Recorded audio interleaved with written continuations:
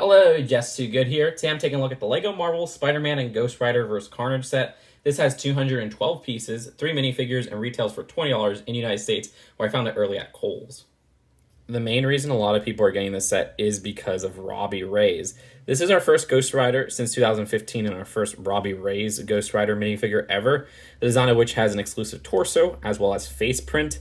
This head or flaming head piece is actually not new. It's the same one that they used back with the other Ghost Rider, except it has different colors. So that's pretty interesting, as well as a different print. It's actually interesting because this piece, I think, wasn't even from the Ghost Rider minifigure, but rather Ultra Agents back in 2014. But it just works so well for the character. You can't remove this whole flame part. It's all just one piece that I believe is dual molded. The Spider-Man is new for 2021, where he has arm printing. That looks pretty fantastic, but this version does come in, I think, all the 2021 sets of Spider-Man. Back torso and head printing.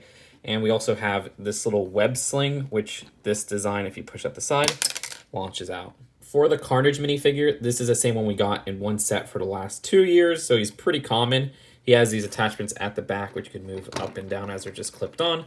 I do like the printing on Carnage, but I wish they would have A, given us new printing to make this version exclusive since this is a cheap set and they're just reusing an easy-to-get figure, or B, give us a new villain altogether. And with that neck attachment removed, you get a good look at his back torso printing. Now for the build of the set, there's actually 2 different ways to build this.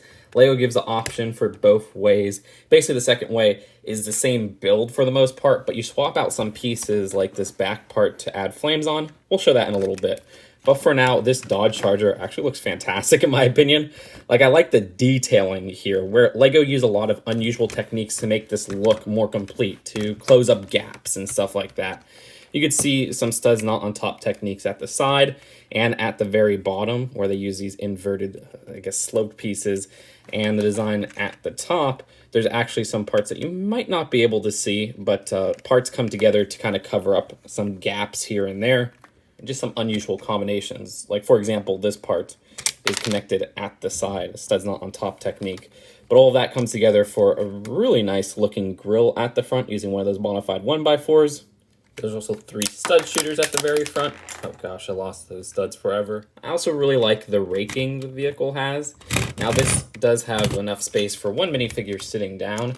Inside we have a little steering wheel there, and you could just have the Ghost Rider driving this car. With the Ghost Rider inside, that looks really slick. But now let's take a look at this build with those added flame details. This is one of the best uses of the Energy Blast pieces, where it actually looks like there's flames coming out from the side and back of this vehicle. I will say, though, it is kind of lame that this side only has one of those Energy Blast pieces. The rest use up the other pieces, so really one side looks pretty kick-ass. But that's it for the build of this set. Let's take a look at the packaging and the final verdict. The box for this is a thin $20 box size, which at the back you can see some different shots of the set. And the instructions have an advertisement at the end for some of those other 2021 sets. I really love this set. I mean, the build of the Dodge Charger, I'm satisfied with. I know not everybody is. I've seen some complaints for it, but I'm not huge into cars. So what I see here, I really like. It's about the detailing that is like studs on tops and stuff like that. That really impresses me there. But there's some other cool parts, like it having raking and just the overall design and how it can change with adding the fire. The minifigure selection is pretty good as well, with one exclusive minifigure that's a very sought after character.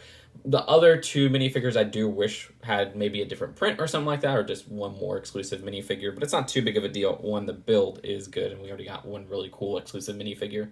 If all things considered, I'd rate this one an A. I think this is a great $20 Marvel set, one of the best in a while. That's my 2 cents. Let me know what you guys think in the comments below, and I'll see you guys later. Peace out. Bye.